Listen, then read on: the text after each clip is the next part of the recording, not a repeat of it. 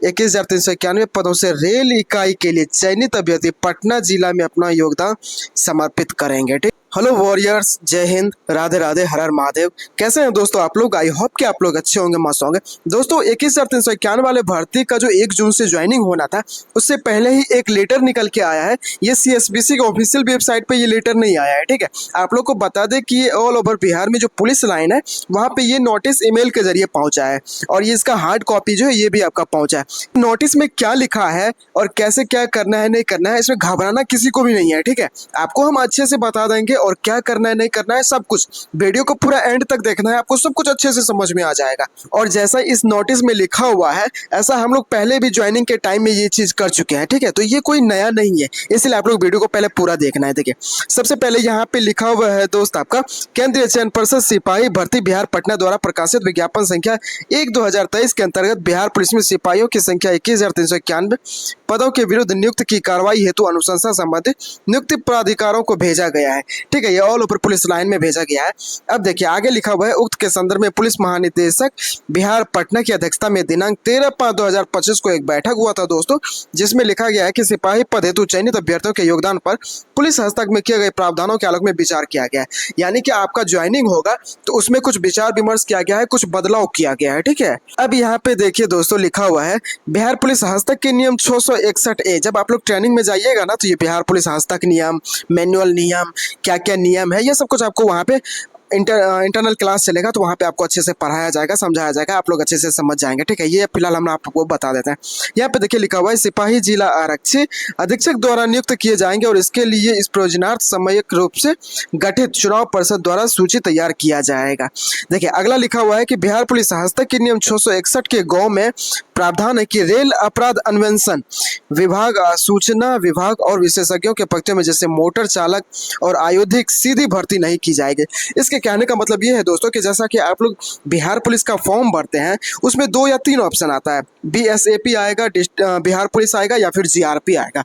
अब इसके बाद जो ये रेल में जीआरपी आ जाता है, अपराध अन्वेषण विभाग यानी कि ईओयू आ जाता है, सूचना विभाग यानी कि सीआईडी हो जाता है, क्राइम ब्रांच का हो जाता है, स्पेशल ब्रांच हो जाता है, या फिर ड्राइवर की भर्ती हो जाती है।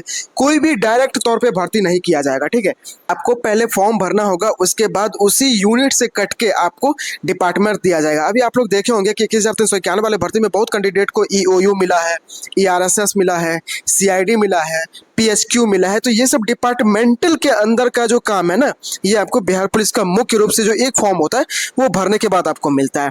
अगला जो इसका इंस्ट्रक्शंस है दोस्त, ये लिखा हुआ है बिहार पुलिस हस्तक के नियम 686 के 2 में व्यवहारिक प्रशिक्षण का प्रावधान है। देखिए ये हम लोग भी क्या थे, व्यवहारिक प्रशिक्षण क्या होता है दोस्तों, जिसको हम लोग बोलते हैं रिफ्रेशर ट्रेनिंग। ठीक है, जब आप ज्वाइन कीजिएगा ना तो ज्वाइन करने के बाद आपको 1 महीना या 2 महीना के लिए आपको किसी थाने में भेजा जाएगा जो मतलब पब्लिकली हो, जो थोड़ा फिर चलता फिरता हो। ये नहीं कि किसी जंगल में हो या फिर ऐसे, लेकिन ज्यादा संख्या में होने की वजह से आपको कहीं पे भी थाना में अलॉट किया जाएगा, आपको थाना मिलेगा। ठीक, 1 से 2 महीना तक आपको वहां पे रखा जाएगा ताकि आप वहां की प्रक्रिया को समझे, वहां पे क्या होता है नहीं होता है, पब्लिक से कैसे बात करना है, कैसे बिहेव करना है, इसको बोला जाता है व्यवहारिक प्रशिक्षण। ठीक है, तो ये चीज आपको समझने की देरी है। अब इसमें लिखा हुआ है कि जिसमें सिपाही प्रशिक्षण विद्यालय में उत्तीर्ण होने पर सिपाहियों के अपनी नियुक्ति के जिले में किसी ऐसे मझौले आकार के थाने में 3 महीनों के क्षेत्र प्रशिक्षण के लिए भेजा जाएगा। आप लोग एक नोटिस देखे होंगे कि नोटिस निकल के आया था कि जुलाई में आप लोग को ट्रेनिंग पर भेजा जाएगा जो 21,391 कैंडिडेट थे, लेकिन आप लोग को जुलाई में ना भेज के अब आप लोग को सितंबर अक्टूबर में भेजा जा सकता है। ठीक है, यहाँ पे देखिए सीधा लिखा हुआ है दोस्त, यहाँ सिपाहियों के अपनी नियुक्त के जिले में किसी ऐसे मझौले आकार के थानों में 3 महीना के लिए क्षेत्रीय प्रशिक्षण। यानी कहने का मतलब है कि जहाँ पे आप योगदान करेंगे, जहाँ पे आप ज्वाइन करेंगे, उस पुलिस लाइन से जो भी उसके अंतर्गत थाना आता है वहां पे आपको 3 महीना के लिए व्यवहारिक प्रशिक्षण में भेजा जाएगा।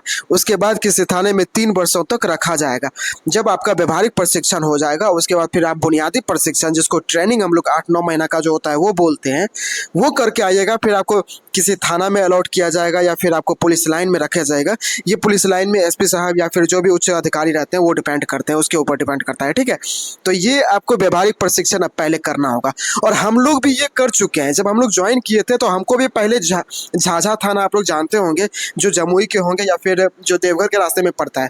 झाझा थाना में हम लोग 2 महीना तक रहे थे, तो वहाँ पे व्यवहारिक प्रशिक्षण के तौर पे हम लोग का ड्यूटी लगाया जाता था। तो अब लिखा हुआ है, यहाँ पे लिखा हुआ है दोस्त, उक्त वर्णित नियमों के आलोक में विचारोपरांत निर्णय लिया गया है कि विज्ञापन संख्या 1/2023 के अंतर्गत बिहार पुलिस में सिपाही 21,391 पदों से रेल इकाई के लिए चयनित अभ्यर्थी पटना जिला में अपना योगदान समर्पित करेंगे। देखिए यहाँ पे ये लिख दिया है बाबू कि 1/2023 यानी 21,391 के जो भी कैंडिडेट जो सफल हैं, जो योगदान करेंगे, रेल इकाई के लिए चयनित अभ्यर्थी पटना जिला में अपना योगदान करेंगे। अब बहुत सारे कैंडिडेट का सवाल ये होगा कि भैया हम रेल मुजफ्फरपुर मिला है, ये रेल जमालपुर मिला है, या सीतामढ़ी साइड मिला है, कहीं भी आपको अगर दरभंगा मिला है, कहीं पे भी मिला है तो घबराना नहीं है। यहाँ पे साफ लिखा हुआ है कि बिहार पुलिस के सिपाही 21,391 पदों से रेल इकाई के लिए चयनित अभ्यर्थी पटना जिला में अपना योगदान समर्पित करेंगे। ठीक है, तो आप लोग को पहले यहाँ पे दिया गया है कि आप लोग का जो जिला अलॉट हुआ था कि रेल जमालपुर है, चाहे मुजफ्फरपुर है, या कहीं पे भी रेल में दिया था,